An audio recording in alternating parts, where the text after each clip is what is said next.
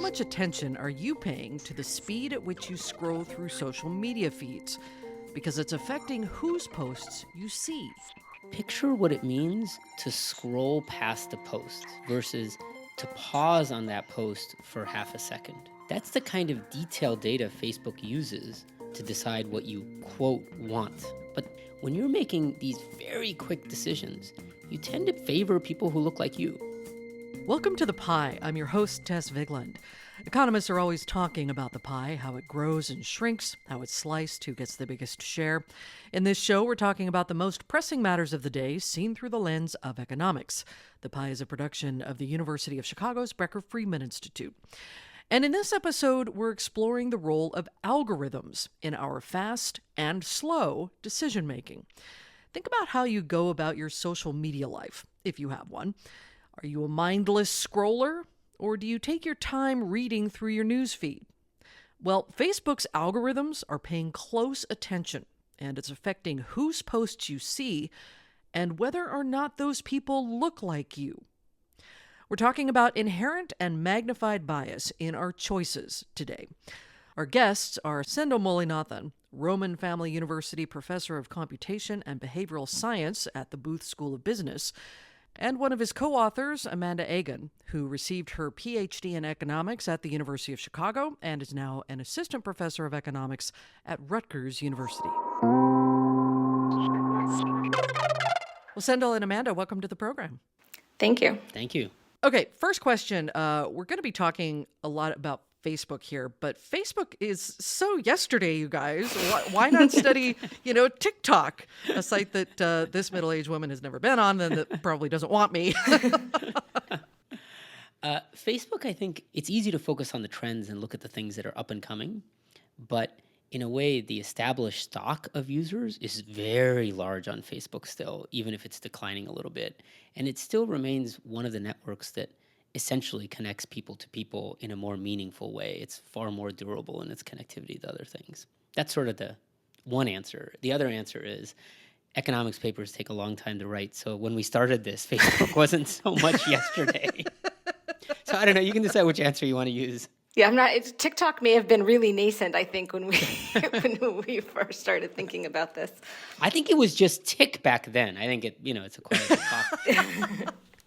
They hadn't talked yet. Fair enough. All right. Well, when I first started reading through your research, I kind of started thinking, okay, we all know that an algorithm is choosing what we see in our social media feeds, right? It's curated based on posts that we've liked and what we click on. And because of that, we end up seeing basically only what we want to see and often what we agree with. We're preaching to the choir and the choir is preaching back to us. So there is a well-known bias inherent in that process. Given that knowledge, what were you setting out to examine about our behaviors? The point that we wanted to examine was about the context in which you make those choices. You mentioned that we're seeing what we want to see, and we're kind of questioning that a little bit. Because when we make decisions very quickly, we sometimes make decisions a little bit differently than we might have if we were making those decisions slowly and really thinking about what we were doing. And in particular, when we make those decisions quickly, we tend to make decisions that are a little bit more biased. We tend to like things from people that look more like us. And then that can feed into the algorithm. And the algorithm might be spitting back something that's a little bit less what we want than we thought it might be. But aren't we mostly on Facebook with people we already know? So are we really making decisions based on who looks like us? That's the amazing part, is that you tend to have this view that, yeah, this is all close friends. And on that basis, it's people I already know, exactly as you said.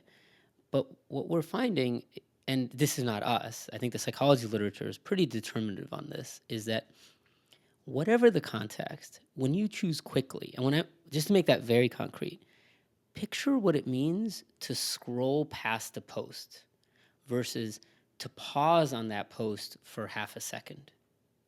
That's the kind of detailed data Facebook uses to decide what you, quote, want. But the psychology literature tells us that type of micro action isn't as revealing about what you actually want. What it's revealing about is almost lizard brain biases, even amongst people you've already chosen as friends, even amongst that group.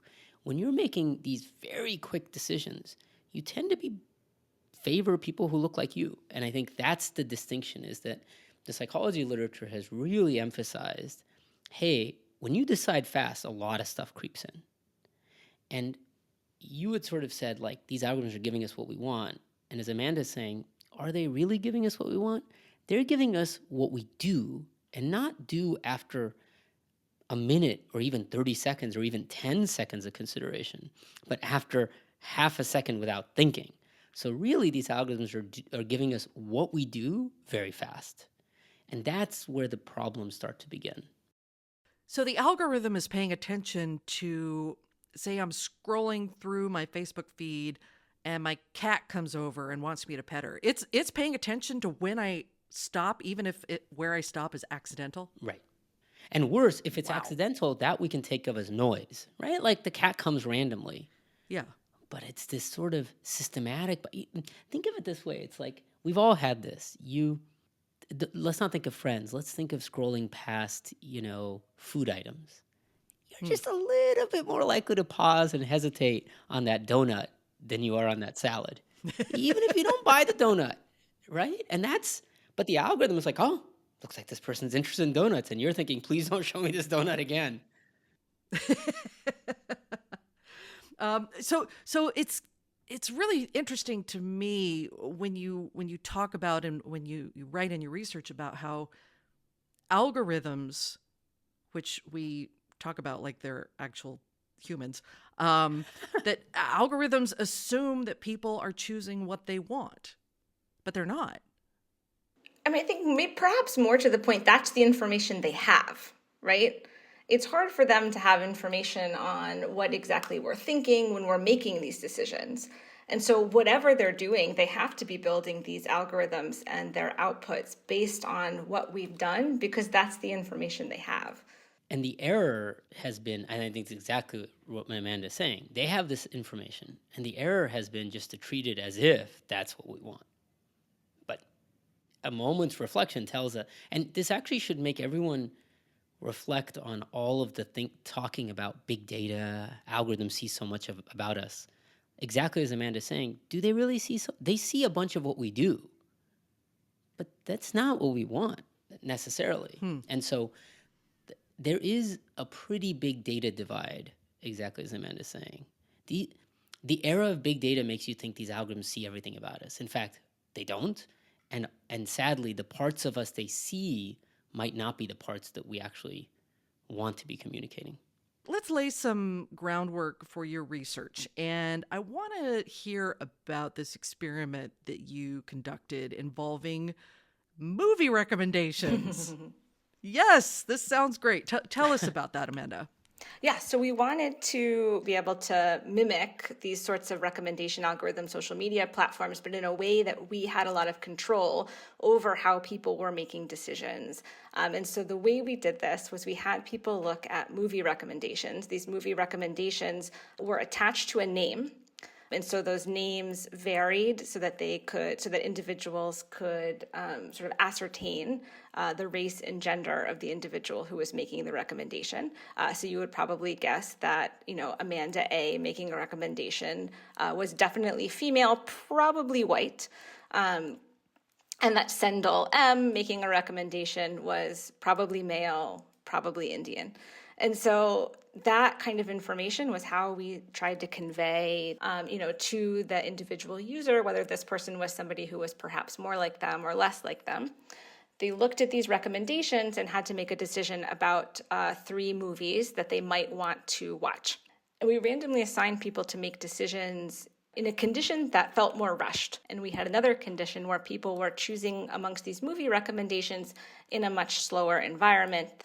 And so then we could see sort of the differences in the decisions that people were making about which movies to choose and about which recommenders in particular movies to choose in these 2 different contexts. And then on top of that, we sort of used the decisions that individuals were making to build, in some sense, our own recommendation algorithm to then rank order movies for people to choose kind of in another version of the experiment. And what were the findings? When we build our recommendation algorithm and kind of look at how it's deciding to rank order movie recommendations, if we build that recommendation algorithm based on non-rushed decisions, it kind of upweights posts or recommendations, I should say, from people who are more like you, but not really by much. But if we build that recommendation algorithm based on the rushed condition, we see this much larger gap opening up where it's really highly upweighting recommendations from people who are like you, from people whose race and gender match yours, and downweighting movie recommendations from people who don't look like you. So it's really exacerbating this sort of algorithmic bias that we're seeing, which was exactly what we were trying to talk about at the beginning, and kind of what we were, thinking that we might see. So then you broaden this lab experiment way out with an audit of Facebook algorithms, and you looked at two distinct parts of Facebook. The news feed, which is where you see all your friends' posts and pictures and news articles, and then the section that recommends people you might want to be friends with. Why compare those two elements? What were you measuring? I mean, in many ways, these are kind of the two main algorithms that people are interacting with on Facebook.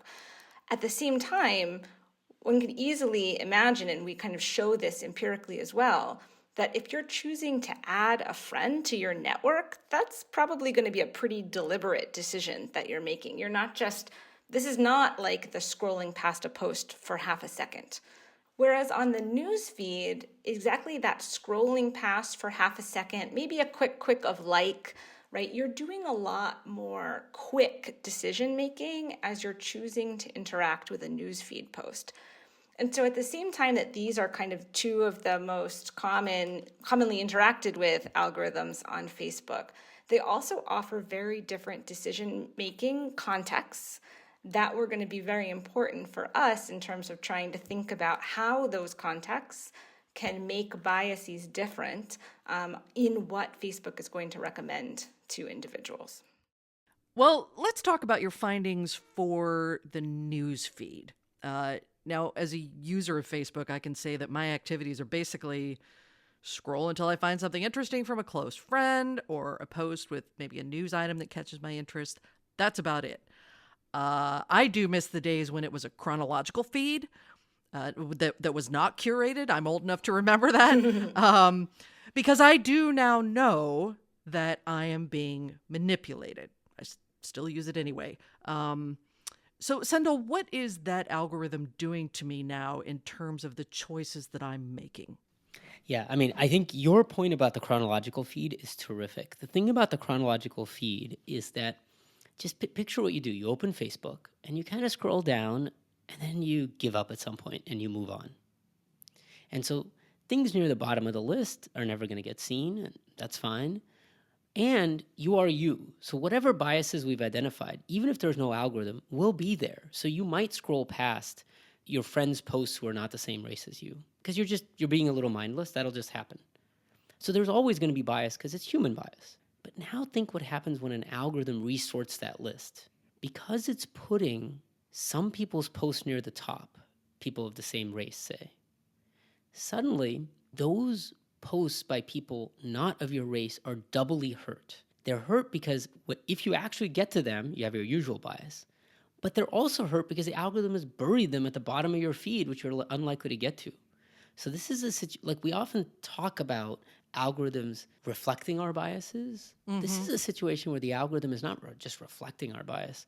It's actually magnifying our bias exactly because it's sorting it's like almost putting at the top the things you're more likely to see, people of the same race, and at the bottom, the things you're least likely to see, people of different races. These are friends, people you chose. And so I think that feedback loop actually makes you wonder, are we maybe making things even worse off by moving away from the chronological ordering? Or at a minimum, should we be building these algorithms differently? But if the algorithm is showing me items based on the biases I already have, based on what I'm clicking on or stopping on, then isn't that my problem, not the algorithm necessarily? It's a good question. There's always an issue of who owns the problem, and I think I love the way you started this. These algorithms are pitched as saying we'll show you what you want. In some sense, I would argue that's where the problem begins, in a misunderstanding of what these algorithms are doing. Since they are pitched as what you want, you kind of think they're just showing me what I want, but they're not. Yeah. They're showing you what you do. And, it puts a lot on consumers to go through the thought process. What I do is not what I want, though everybody finds it intuitive after you run them through that thought process. So it's a little bit of a big misunderstanding that's propagated through the way we even talk about these algorithms. So then what did you find from Newsfeed? What we found on Newsfeed is that posts from people that are like you tend to be ranked higher than posts from people who are not like you. And that this is true even conditional on people's preferences. So this kind of gets to the point you were making, like, is this my problem, right? Yeah, Like you might say that you tend to like posts from people like you more than people not like you. Maybe that's just true about you. And what we're finding is even conditional on that, on the news feed, the posts from people that are like you are ranked even higher than the posts from people who are not like you, even when you like them similarly. All right. And what about the section that recommends people I might want to be friends with? How is that different from the news feed, and what does that difference tell us? When we look at people you may know, we don't see the same thing. We don't see that conditional on your familiarity with this person, that somebody who's like you does not actually tend to be ranked higher in what you can see than people who are not like you. And again, there's a lot of differences between these two algorithms, but one big one is the context in which you're making that decision. And that, we show that empirically through a survey, in addition to kind of how your gut feelings about the differences between these two algorithms might be. We also show that people take longer to decide whether to add a friend from the people you may know algorithm versus, say, liking a post on the news feed, and just make much more deliberate decisions about adding friends to their network than they do about scrolling through their news feed. And that's kind of comes out in our results as well. And let's just remind listeners that when you're using the phrase people who are like you, Yeah. You're talking about people who look like you. We are talking about race Yes. here. Yes. And one thing that's worth contrasting here is almost the dog that didn't bark.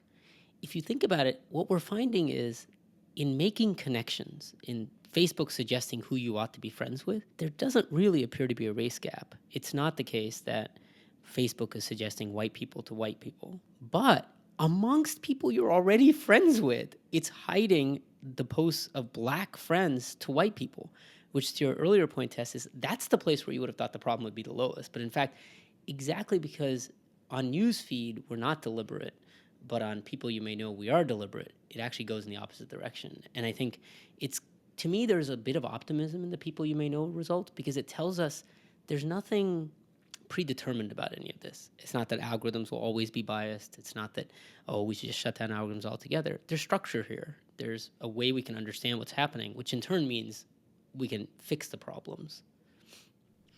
But I guess I'm still stuck on, so let me give you a hypothetical. So I'm a white woman. What if my 10 very best friends are black women? Isn't the algorithm going to find me liking and responding and commenting on their posts more?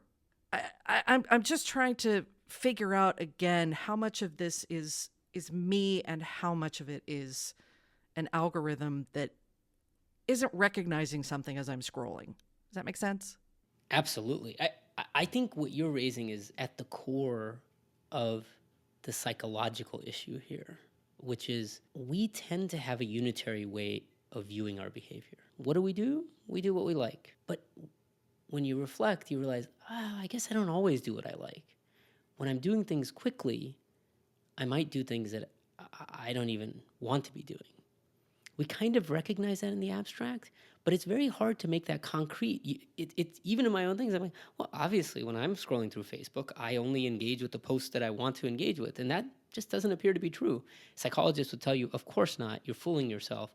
When you're acting that quickly, there's a lot of traces in your behavior that are not going to be the way you think. And this is one reason I think the implicit bias literature has been so dominant in psychology for a while, is the recognition that we may not have any explicit bias, but our trace behaviors, when they happen very fast, can contain lots of implicit biases.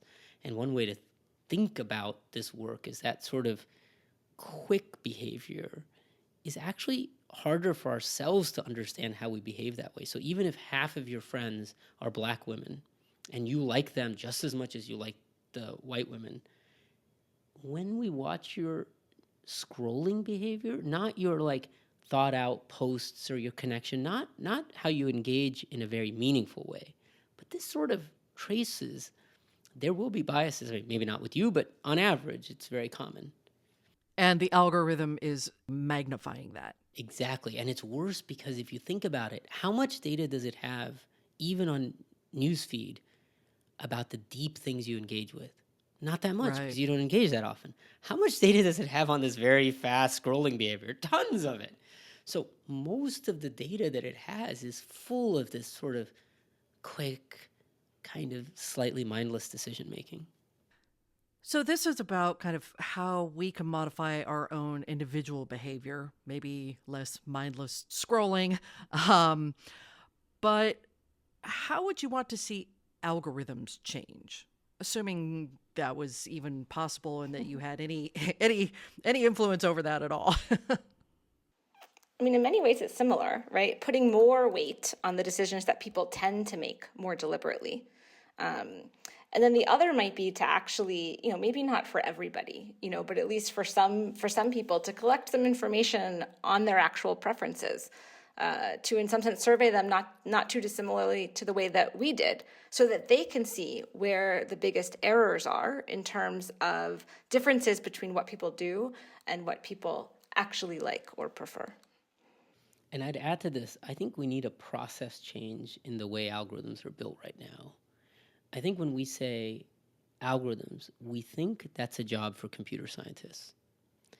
But if what we're talking about is algorithms that interpret our behavior to understand what we want, that suddenly sounds like a job not just for computer scientists, but for behavioral scientists. And I think what we're seeing here is a mismatch between the task at hand and how we're addressing that task.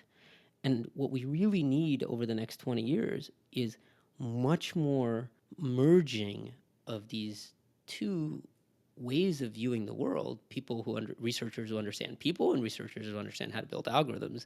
And I think that type of problem, this is almost the tip of the iceberg. If you just look at the broad spectrum of how many algorithms are we building that are fundamentally about trying to make sense of what we do, that's a lot. And if we found one problem, there's surely other problems of the same variety. And we just need to somehow change who's involved in thinking through the building of these algorithms. Yeah, but then that prompts me to ask if we are expecting something unrealistic that we are somehow assuming that there is good intent on the part of these companies. I wonder whether changes to the algorithm that would help us make slower and better decisions is really antithetical to the goal of the company, which is to keep our eyeballs glued so that we see more advertising. So helping us to think smarter and slower could hinder that goal, couldn't it? Yeah, as an economist, it's hard to disagree with the force of market incentives. It's definitely the case that there's a lot of incentives for engagement optimization right now. But it's also worth noting these companies are about maximizing medium-term profits. They are not about maximizing profits this quarter or even this year. It's over the next few years.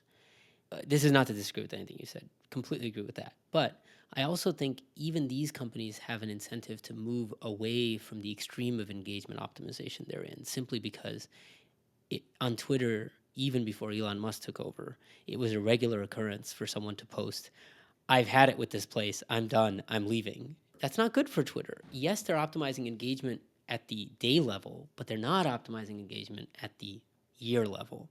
And profits are measured at the year level at the end of the day. And they realize this. So there is a well understood thing. They're like, short-term engagement doesn't seem to imply long-term engagement. How do we go about maximizing long-term engagement?